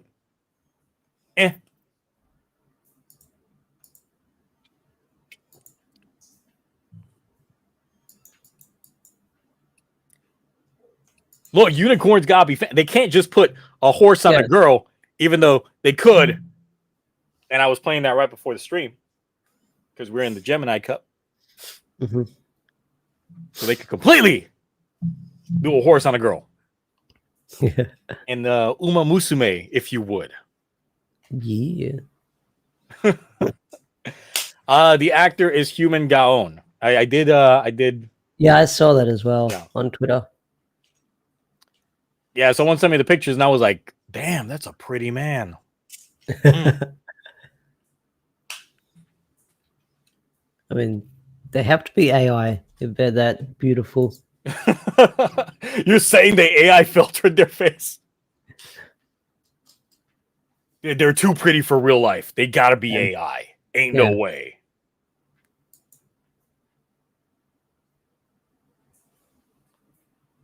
Let's see. Yeah, this is the first mainstay wolf. That hasn't been, because obviously I remember Gal Ranger, but that was the 6th that we had in there. But yeah, Tyranno, Eagle, and Lion have all been reds at some point in time. But then there's Unicorn. Yeah. And I'm like, yeah, got nothing there. So how long do you think Ryugi's going to leave the team for? When do you think he's coming back? Or if he comes back? Around this time, Gemba left Boon Boonja as well, so... I don't want it to be like Genba, and I don't want it to be like Jeremy, where they... don't do like... I will scream like Jeremy. Where they essentially wrote them off, and we saw them the next episode. I don't want to see this man for at least 4 episodes. Yeah. I'm sure we'll probably see him because of contract reasons, maybe. Depending on how many episodes he's signed up for. But I hope this isn't like a 2-part story arc and he's going to be back on the team by like episode 32 or 31. I want this guy to be gone for a while. Yeah, that's the thing. And I feel a month's right because, you know, we're in the 30s now. So we're segueing towards the final stretch of the show. So we're past the halfway point. And I'm like, okay, so his loss of faith is either going to come back in some way, shape, or form. He's either going to go the dark path and essentially, like, I was piecing together like the villain team that we're essentially starting to potentially get within the show, of the human factor, and Ryugi could essentially trade his faith of one god for another. Yeah. And essentially join that run. Or he could discover something more. And honestly, I would be surprised if they even do this. But I would say it would probably be a welcome change of pace if they introduce an arc in which all of the range minus Horu end up having like their own awakening and they get their own individual upgrades. Is there rumors of everyone getting their own individual upgrade, or is that like artwork I've seen floating around? I haven't seen anything of the like because I don't dig in the spoiler channels. Yeah. But I'm like, if we could get individual power-ups that aren't a monkey's paw situation like the champions jackets, then that would be great, because fuck them jackets. Fuck them jackets. I don't want that monkey's paw situation again. I don't want it.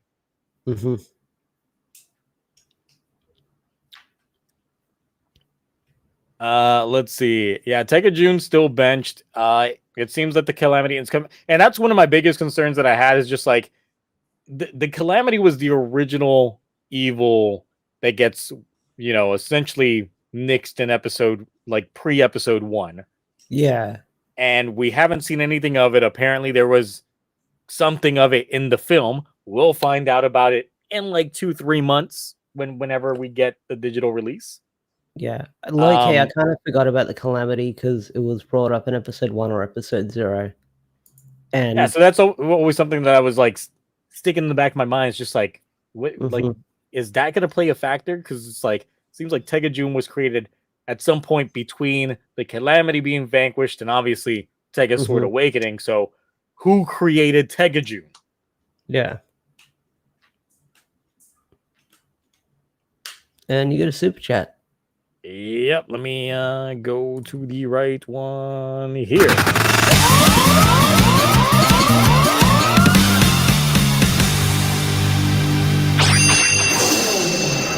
Blah blah something once again for $5 since he's been I think he's like the #1 super chatter. Like if I do the rundown in my head, I think blah blah something is like the #1 super chatter. I really hope the analytics on that one. I really hope they don't bring Yellow back at the end of this week's episode, because remember when Goju Wolf left the team for all of one episode? Yes. Yeah. The thing is, I hate when they do that in all these shows. They drive up the stakes of someone leaving, and then they come back almost immediately after. I always go back to that one episode of Geats where Ace, lost, but then he comes back at the end of the next episode, and I'm like, it kills the stakes. Like Jeremy, that the episode in which Jeremy was forced to leave the team was fantastic, amazing, 10 out of 10. Then we saw the preview, and he's in the preview, and I was like, the fuck. and then it's like, yeah, he's literally in the next episode. It's like, what the hell was that then? What the hell was the point of that episode? Yeah, what was the writing process for that? Like having this big story arc for Jeremy saying he's leaving the team, he's like sort of doing his own thing, and then like next episode he's just hanging out in his like kingdom. Or by having Q Ranger. I haven't seen Q Ranger. I never finished Q Ranger. Have you seen Q Ranger? Yes. Okay. Well, I never finished it. The only shows recently that I haven't finished have just been Ryu Soldier and Cure Major. And you've never seen Tokuja? Yes, but that was 10 years ago, so I don't know if that counts as recent. Oh, okay. So, unless we want to say 10 years ago was recent, I'm fine with that. Because Kira Major, I've seen bits and pieces of. I've seen like the first 3 episodes and then like a couple of episodes sparingly. While with Ryu Soldier, I watched like the first set of episodes, and then I forget which episode it was, but it was very early on. It like tonally shifted drastically, and I was like, this doesn't even feel like the same show. No, I don't. I never finished Ryu Soldier as well. I think I watched the first 13 episodes, and then I just fell off watching it.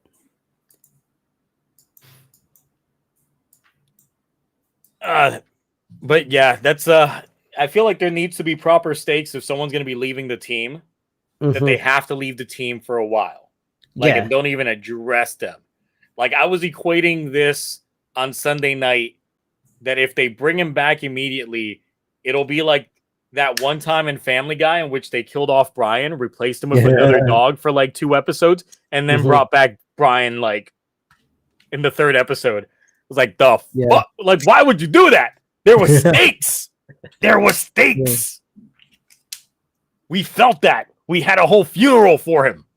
There was a guy who got a tattoo saying "Rip Brian Griffin." See, we can't be doing that.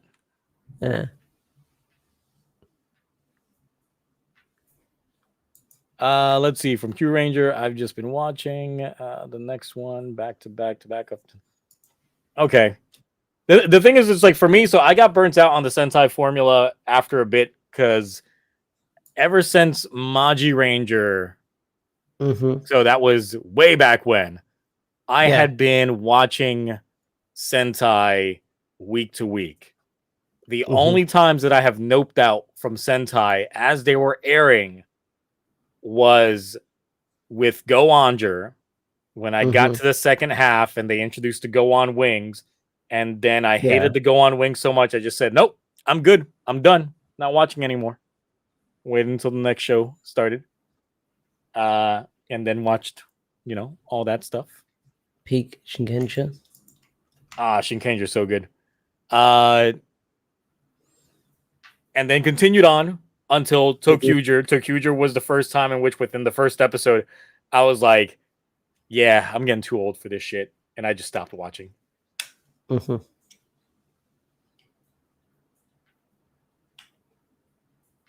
I'm going to stay hating to Go On Wings. I don't care what you say.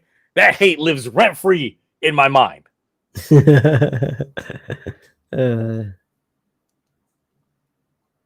I will never not hate the Go On Wings. Even when they showed up in that Sakito special. Insufferable then too.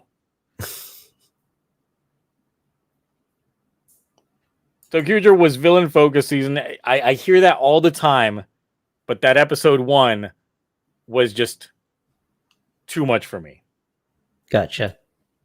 So I just didn't give it a shot afterwards. I was like, you know what? I'm satiated with Ryder this year, so I'm good.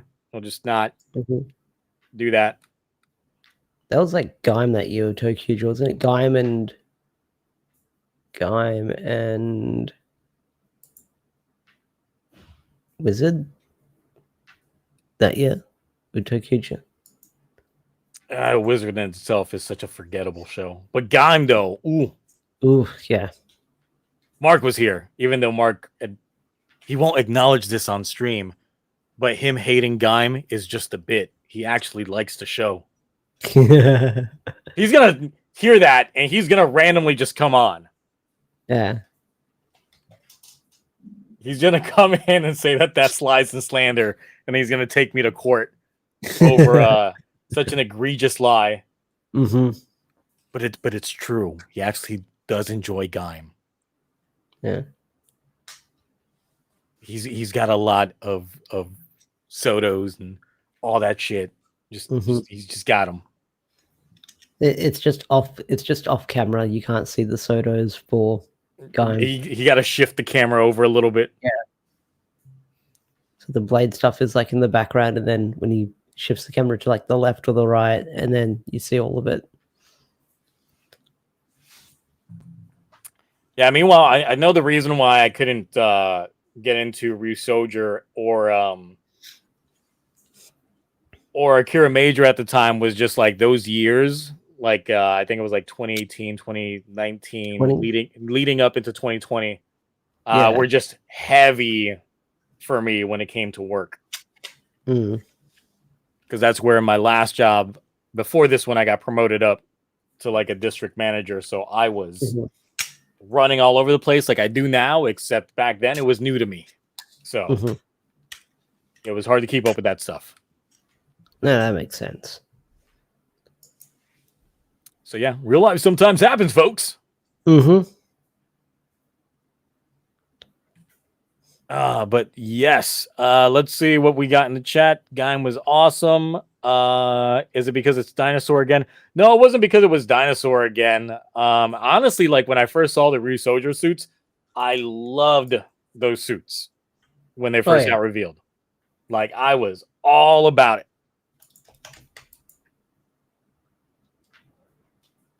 But no, it's a tonal shift that happened in the show, and I think if I read it right, their head writer dropped out in the very beginning of the show. Oh, okay. So because of that, the show tonally shifted, literally because it got a whole nother writer in the very beginning of Ryusoger.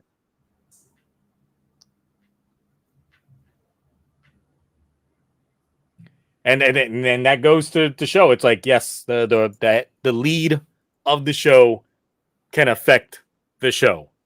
Yeah. It's like, fun fact, Toshiki Inoue was originally asked if he would do Ryusoja, and he was almost on board. Almost. Ooh.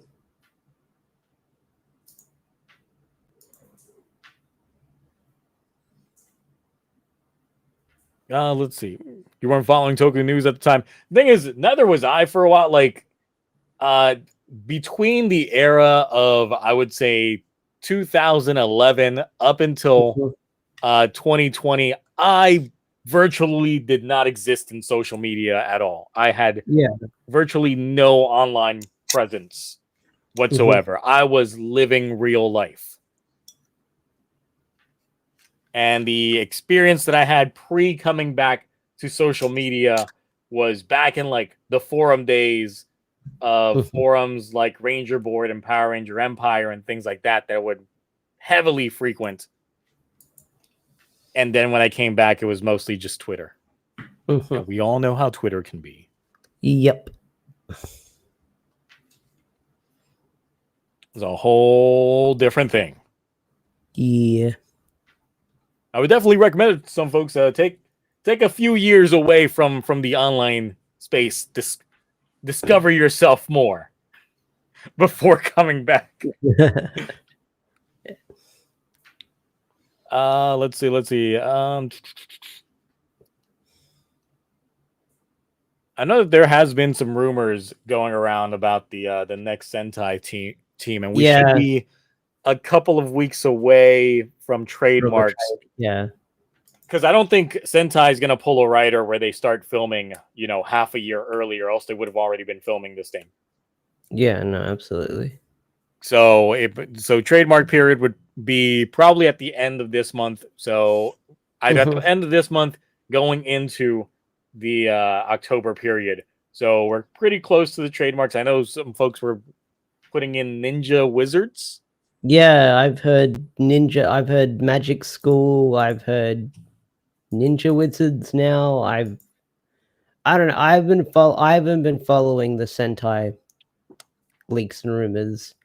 Let me enjoy Go Juja for like however long I'm going to enjoy it for, and then we can talk about. Then you're not really part of the fandom. Remember, we gotta care about new thing while old thing's still airing, so we can stop caring about current thing because we got new thing to look forward to. Yeah, I know, but we're like 30 episodes into Go Juja. Just let me. We got 20 episodes left. No, you're not allowed. You're not allowed to enjoy the show. You got to care about the next show. Yeah, I got to care about the next big thing. Yep, that's it. That's how it works. Care about the next big thing. Like that iPhone Air. Nah, I don't care about that. Wait, that's what it's called? The iPhone Air, yeah. Okay. I haven't been. I'm not. I'm not an Apple guy. Let's see here.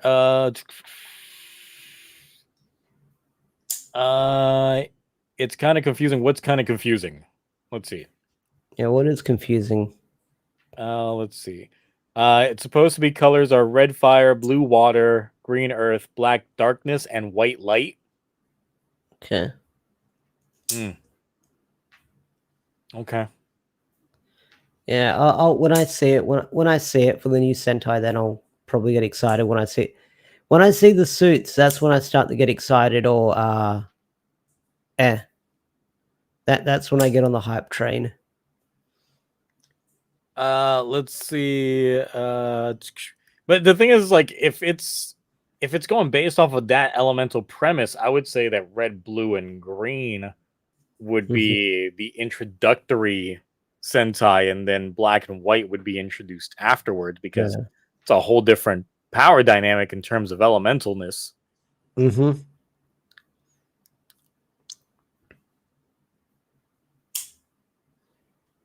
Thing is, I'm just like what they should do. They should do. And this might be heresy talking, but Gozuger season 2. Make it happen, cowards. Because then it'll be the 50th Sentai. And the And 50th no one, anniversary. yes, and no one can say shit. Yeah. And the thing is, it's just like, okay, all right. Look, we got the concept now of there being multiple different generations of Gozoogers. You can make a Gen 3. Yeah. You can literally make their end be a bad end, and then bam, season 2, new team. New theme is supposed to be Magic Academy. Yeah, that's what I've heard. Isekai style. You said Isekai, and I'm already out. Yeah. I've expressed that I'm not the biggest isekai kind of guy. It's too much. It's been too all over the place. That is like how does the like genre. Yeah. Well, you know, it happens when you enter dreams. That's what I was gonna. Zets is just an isekai. Yeah, now you know. Now you hate Zets. There you go. Yeah. Because it's an isekai. It's just hopping out. Yeah. Hopping in and out. Isekai world. Mm-hmm. Can't do it. It's too much. It's too much isekai. Plus, I mean, how can they do that literally after an anime parody of Sentai just finished doing that? I think it's still going because like the manga's still ongoing. So, but we got no season 2 yet. Yeah, that's true. It'll take another year. Show as well, apparently. I haven't checked in on the show's staffing besides the one episode that was written by Inoue, and you could tell it was written by Inoue. But Inoue wrote an episode of Red Ranger Isekai. That's pretty cool. Okay, I might. Yeah, I don't know. I fell off watching that show. But next month we get what's his face wants to be a Kamen Rider. The guy who puts on the Kamen Rider mask and starts beating people up. Oh yeah, I forgot about that one. I'm looking forward to that one. I'm hoping it gets maybe simul-dubbed or something. I don't know. But I'm looking forward to that one because I've heard, like, I know the basic concept of that, and I've seen some character designs. I know it's got a little waifu bait in there. But we'll see. I look forward to that one because that sounded like such a crazy concept when I heard of it. I know that recently I read about Tsuburaya's doing an original anime that apparently takes place in a like post-apocalyptic Earth where humans have kind of like, you know, they're at the end of days and then suddenly kaijus appear. It's like, man, we're already down in our luck. Now kaijus are just going to show up. Does Fushigi Yugi count as an isekai? Yes. That Fushigi Yugi is indeed an isekai, even though that was back before isekais were that big, because that was, you know, getting sucked into a storybook. But Fushigi Yugi is one of my favorite animes of all time. So, and it's a shoujo anime. Got love and dramas and romance. I'm all about it.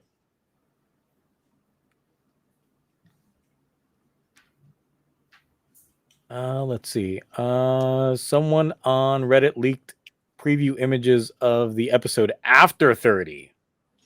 Oh, okay. Okay. Well, hopefully I might avoid. That preview image does not feature Ryugi, because if it does, so if you know, shut up. Yeah, don't say shit. Yeah. Maybe it'll be like whatever happened with like that one Gates episode with like the next episode like leaked right away. Oh yeah, I remember when I did that review because that episode came out early. Someone dropped it. No one was daring to sub it, and I was like, "Fuck it, I'll do it myself." Yeah, and I subbed the episode, and I essentially put out a review for an episode before it even came out. Those were wild times. Those were wild times.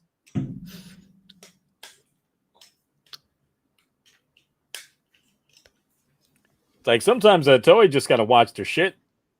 What episode was that? That was like 31 or something. That was like let let me see here. I know it was in the 30s. Because that was back when I actually did reviews on a weekly basis and didn't fall behind.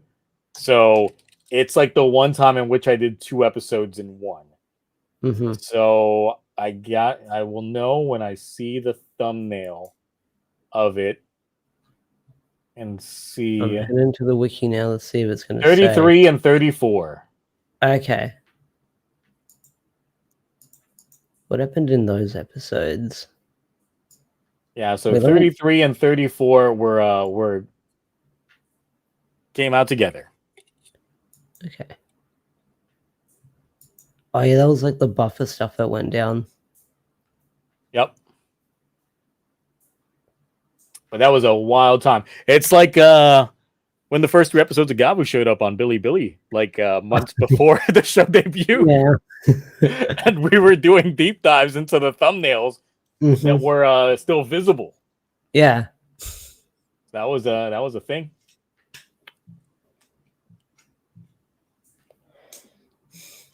All right, let's see. Anything else chat wants us to talk about before we head on out?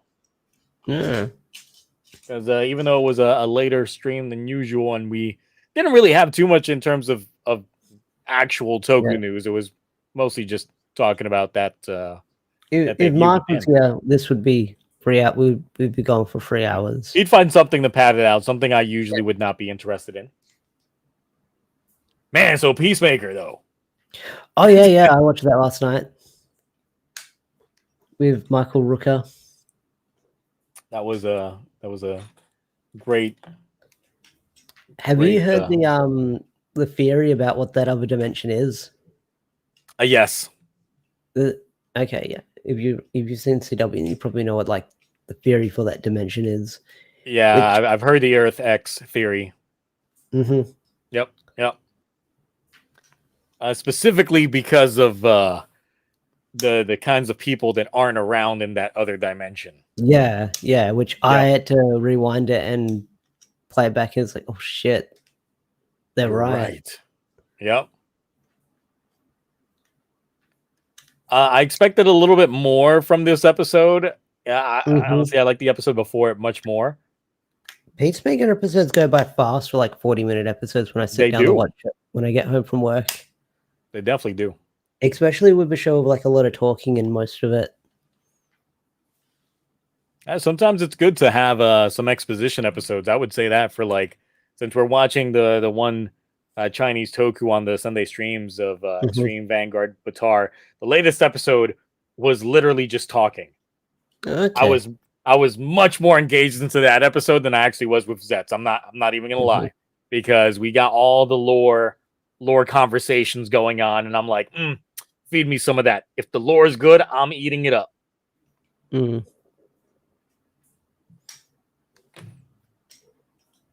Let's see about the ninja magicians. What if the gimmick was ninja scrolls that were put into magic wands to be cast? I don't know. The second you said ninja scrolls, I had flashback to an anime OVA I saw when I was a kid. Ninja scroll? Oh, yeah. Yes. Like my mind instantly just went scenes playing in head, and I was like, all right, that's it's not the kind of ninja scrolls I was thinking of. But yes, put into magic wands. I don't know. It'd be like putting one of those tubes into one of those bank teller suction tubes, and you just put it in there, and then what? It's gonna shoot up and then activate something.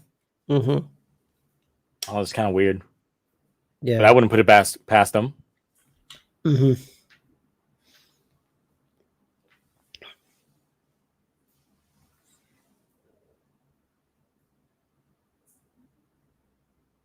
The Zets replay is going on. Oh, they're starting to play the episode again. Okay. Yeah, they were playing it before the stream started. Look, even back when I was like when I review episodes, I normally watch the episodes multiple times. But I'm like, Mhm. I can't watch the same thing for 24 hours straight. Like, I just can't. Like, that is too much. Even if I enjoy it a lot, it's just like, nah, I'm Right. good. I watched it I'm a good. few times when they did the replay just to see if I caught on to anything, and then I would have it on as background noise after a while. I mean, since I just download the episodes, I just completely just Yeah. I might have to do that as well for Zets.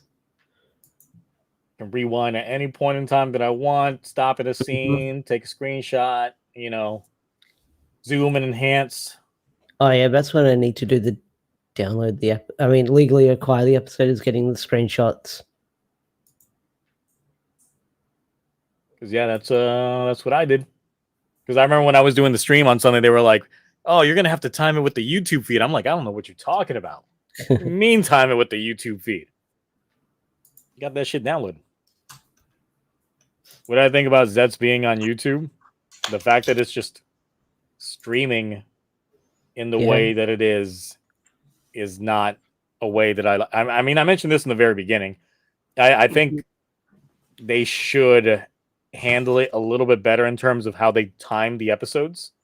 Once again, as someone that works in marketing and advertising, if they can just line up each episode with the half-hour mark of each hour and use the time that is empty time to just run ads for the things that they sell, such as the Blu-rays for Geets, Ryuki.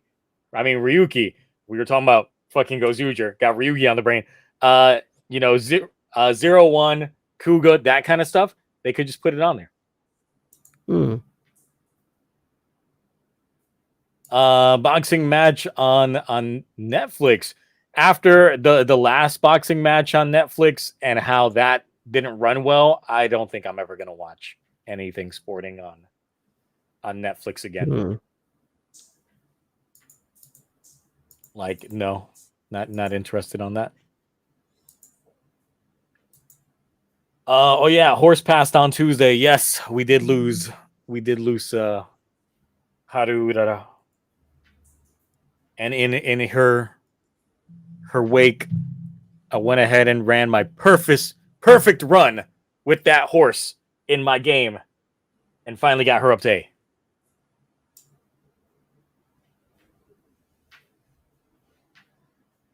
I haven't Let's touched see. horse racing girls in a bit. I mean, Marvel Rivals Season 4 came out. I've been playing that. They've got Angela. That's the character. She's Ford's sister, and she's basically a flying tank, but Reinhardt as well. Yeah, see, growing up, I've always been a bigger DC guy. That's okay. But she's okay. Like, because Daredevil's coming to Season 4 as well, and then Angela's the new tank, which she's interesting.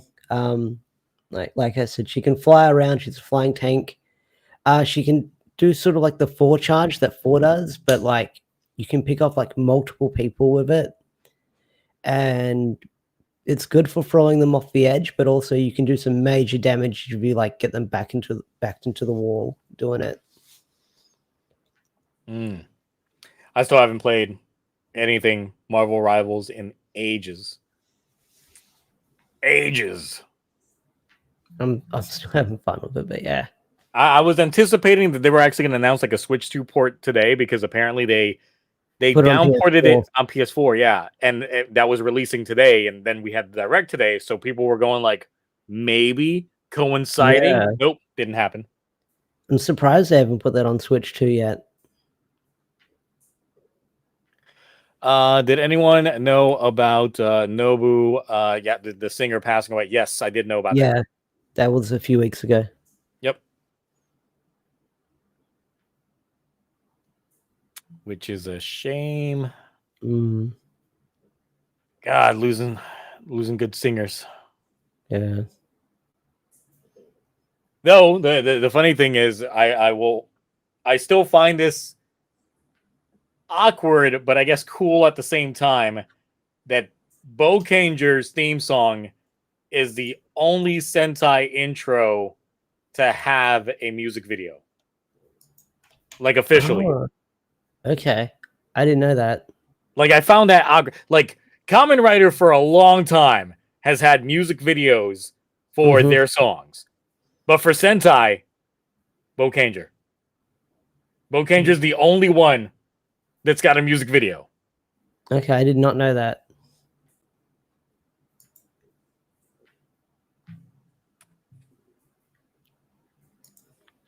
Let's see. As fun fact, I think it's still up on YouTube too, as well. Oh yeah, Obviously there's a posted up video at clip. the- It's probably on Japanese Vivo. Yep, posted up 11 years ago, I think. No, it's not this one. It's a different one. Let's see if it's still here or not.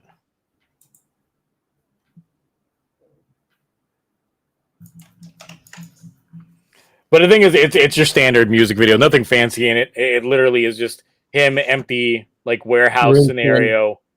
Yeah, zooming in and out, going around him, that type of thing. And it's just like, okay, cool. That's your most basic music video you could make. But hey, it's the only one from Sentai. And I'm surprised because I'm like, some of these Sentai songs be bangers, and the fact that they don't got music videos, it's like, I guess it's for Kamen Rider, since they tend to work with more defined artists for their intros, as opposed to ones that are like anisins that only do things like anime and toku and things like that. Yeah. Then they typically don't do music videos unless, say, it's like, Jam Project or something like that. Yeah. Which missed opportunity. We have a Sentai intro sung by Jam Project. Yeah. Saying, y'all got close last time. Y'all got close with Boom Boomger. Y'all didn't do it. Yeah. Did TokuTonic have one? Well, I could be wrong, and TokuTonic could have one. But once again, given my history on TokuTonic, I don't know. Yeah, and I don't look at the music videos. I'll just listen to the song in general.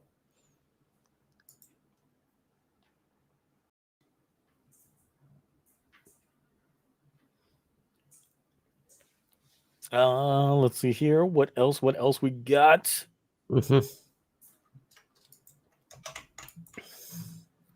Orb saying that they do. I only trust what that man says half of the time.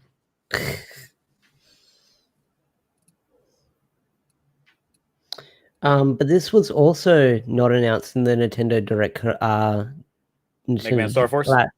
Yeah, Mega Man Star Force. I hate that they didn't show us proper game footage, though. It was just this is coming. Yeah, it's the intro cutscene of the first game that shows the main character merging with the thing. I forget because it's been so long. But they really got to up-res that because Nintendo DS resolution is not the best. No, upscale that to a 4K screen. I'm gonna play that in my 75-inch, going like, no, I don't want that.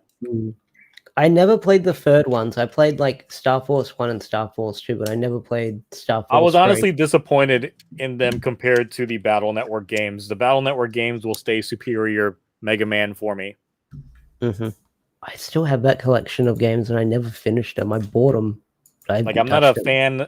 I'm not a fan of your standard Mega Man games. It was really the Battle Network games that got me hooked on that franchise. Even though I did play Legends and I did enjoy Legends, the version that I played was just called Mega Man 64 because it was still Legends, but it was Mega Man 64 because everything was 64. But yeah, I did prefer the Battle Network games, and I did get that Battle Network collection. And yeah, Mario Galaxy movie. That's a thing. Yeah, and I got to pick up those Mario Galaxy games anyway because they literally come out the day after my son's birthday, and he loves him some Mario right now. So I'm just like, well, I know I got to get it anyway. Right. I'll have to pre-order that probably after the stream. I just got to see where I'm gonna pre-order it from. Might be one of those where you got to call first, check to see that you can pre-order it, and go there in person because on because we still have EB Games in Australia. It's up for pre-order there on their website. I don't know if I just want to get it from Amazon because Amazon. I don't know. We'll see. I'm surprised Amazon's still doing Nintendo games over where you're at. Nintendo actually blocked Amazon from selling anything Nintendo officially. Really? Yep. It might be through third-party stuff because if I type in let's say Donkey Kong Bananas Switch. Because the reason why was since Nintendo's very harsh on their street dates. I remember back when the initial Switch came out, when people would pre-order games, they would get them like several days in advance because of Prime Day shipping. Yeah, and that was a violation of street date in Nintendo's eyes. So because of that, they told Amazon, don't ship your game until the game actually comes out to avoid this. And they said no. And they said, cool, we're going to stop selling our stuff officially through you. And they're like, we'd like to see you try because we're Amazon. And then next thing you know, they're gone. It's like, what? They actually They pulled out for real? Well, there's been like a few games I've got like not like pre-ordered months in advance, but like after they come out there and they're on special, I've gotten through Amazon Nintendo Switch games. All right, so I don't think chat's got any more questions unless something else is gonna pop up randomly. Let's see. Give it that the timing. We got anything? We got anything? Nothing. Okay, cool. All right, people are done. They're done with us, Ash. They don't want us anymore. Dang. Well, good. I don't want them. I joke. But yeah. So that's the case. Then we don't have much to discuss else. We have burnt through the stuff. Folks, stop complaining about the Power Ranger suits that you've been seeing. Remember, it is a YouTube thing. It's not people still complaining about that. Yeah, people still complaining about it in general. But I'm just saying, it's like, just to bring up the Power Rangers things that you've been seeing around. Remember this, that was a YouTube channel that's just getting a budget to be able to shoot their own thing with the blessings that they can shoot their own thing. Yeah. It's not an official sequel of Mighty Morphin Power Rangers. And stop treating it as such. It's crazy that people are treating it like that. I mean, definitely some people are taking that those sources and stuff and making videos regarding all of it. So hey, they can do what they can, what they want to. Yeah. I'm gonna play more Horse Girl and some more of this Damon X Machina Titanic Scion. Oh, I never got into the first one. Is the new one any good? Yes. It doesn't matter if you haven't played the first one. The first one's story is pretty much non-existent. You can go ahead and download the demo. It's the very beginning of the game, but your save transfer's over. Cool. It's like that with the new Digimon game as well that's coming out, which, fuck. That's not getting a Switch 2 port. I did see that demo is up, so I might check that out at some point in time, but gotta get through some of this other shit first, so. All right, cool. Ash, what you got to promote? Power Rangers Prime issue 10 review is out now. I've got that up on the channel. I'm still covering Power Rangers Prime. It's still ongoing. I guess that's all I've got. I'm doing weekly reviews for for Zets and Gojuja. I don't know if I'll continue doing for now. Yeah. I don't know. I'll see how I feel if I want to keep covering Zets weekly. Depends on if people are watching the reviews or not. But yeah, that's about it. Cool. Mark's not on, but you definitely want to check out Mark. He's been doing stuff with shorts and things like that. He's definitely been on the grind when he's not playing Horse Girl game at a nerd named Mark. I will be on Twitch tomorrow night doing Toku Rewind, in which we're still watching Rescue Force and Jiraiya. Apologies for anyone who might have not been there last week. So last week I did end up deleting the stream. But it was due to something that happened in one of the episodes that is against TOS. Oh, okay. And I was just like, shit. So, that one's got nuked. So for the folks that dipped out to watch Zets that night and then came back afterwards, y'all missed some peak. We got some introductions to new characters and things like that. And it's just like, it's lost in the void. I say that, but I actually ended up downloading the video myself before deleting it from Twitch. So I still have it. I still have the evidence that stream happened. But yes, there's that. And then obviously still on Twitch on Sunday nights for superhero time. So we're still watching Zets. That's my very first watch of the episode. I avoid all things regarding the episode until I stream that evening, even though I know now because of the way that this show is being handled that everyone and their mom has already seen the episode besides me at that point in time. While we're still watching Goer, we're still watching Ultraman Omega, which more people need to get into, and we're still watching Extreme Vanguard Batar, who is halfway through their run. And that is indeed a good show. So tune in on those. I know that I will probably eventually, talking about it earlier, I might time it all and see how long a stream would be to do a ranking of every first episode of every Kamen Rider show and see how that goes. Because that might be one of those, this is a whole day stream type thing. Yeah. So we'll see. We'll see. I'll plan it out. I'll probably put it as a point reward thing on Twitch and go from there. So, yes. All right. That's it. We're out of here. We'll see if there's any major news next week. And continue from there. But if not, if there's no major news, then you might not see a stream next week. We'll see. Because I know next week's going to be a busy week for me because I am going to try my darndest to get Gavu, Zets, and Gozuger completely caught up in the next week. Nice. Good luck. Good luck. I know. I'm going to die. So it's a lot on the editing table. So we shall see. Yep. So I'll definitely keep an eye on my Discord if you say no stream this week. All right. Cool. And that's it. We will catch you all next time. Until then, bye. Bye.